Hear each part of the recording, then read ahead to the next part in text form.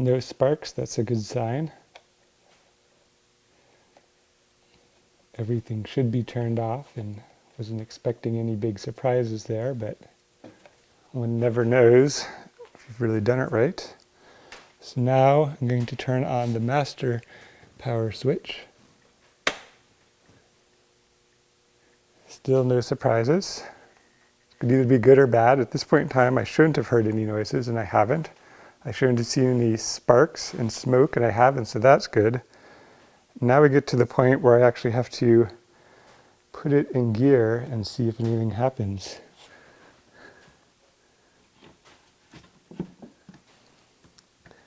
So it should be all the way in forward now.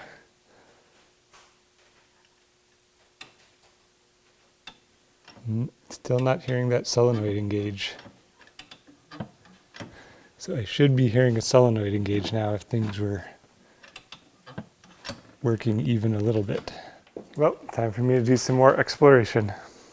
As far as I know, I didn't change anything, but watch this.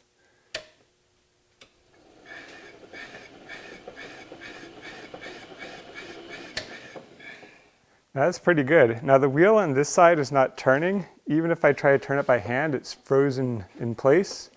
So that's a mechanical issue, or either the brake is stuck in the on position, like it's stuck seized with the brake on, or there's an issue with the differential that somehow is locking this wheel up. But I'm going to look into the mechanical issue now, since the electrical seems to be at least somewhat serviceable. Now, a good thing is if I go a little bit, I get a little speed. And if I go harder,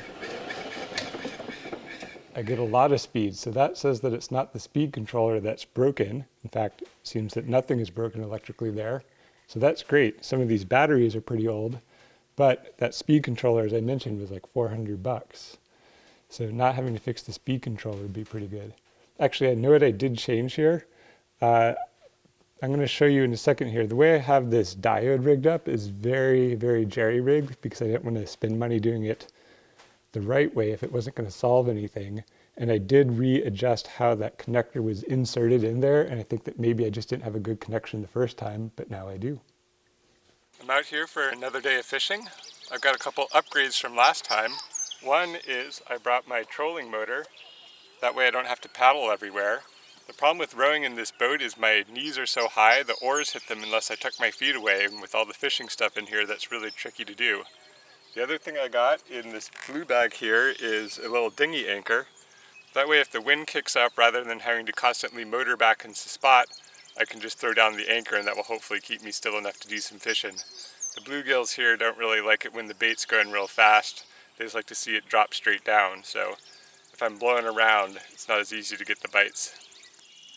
So it turns out the holster for my fillet knife does not actually hold the knife in place if you turn it upside down. So I'm going to be doing a different type of fishing now. I was trying to dispatch a fish over here, and the knife just dropped right into the water next to the cooler. And my arm's not quite long enough to reach the bottom there, so I might have to go diving later to retrieve it. But since most knives are magnetic, I thought I would try a little magnet fishing.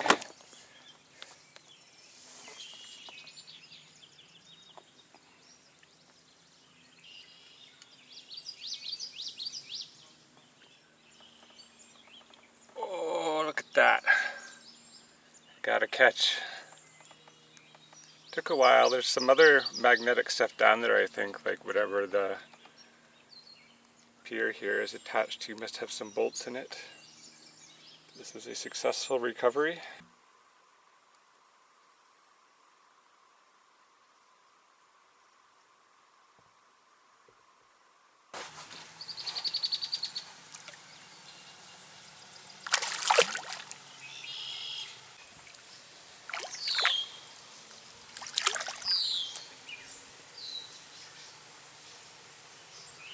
Just saw a turtle for the first time. I knew they were here, but I hadn't seen him yet. Fortunately, by the time I got the camera, it had ducked back under the water again. However, I do have a little bonus prize here. Got some sort of snake here.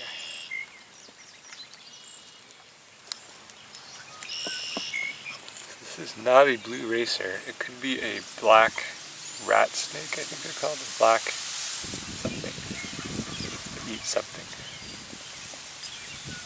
I don't really know about those markings on the side though.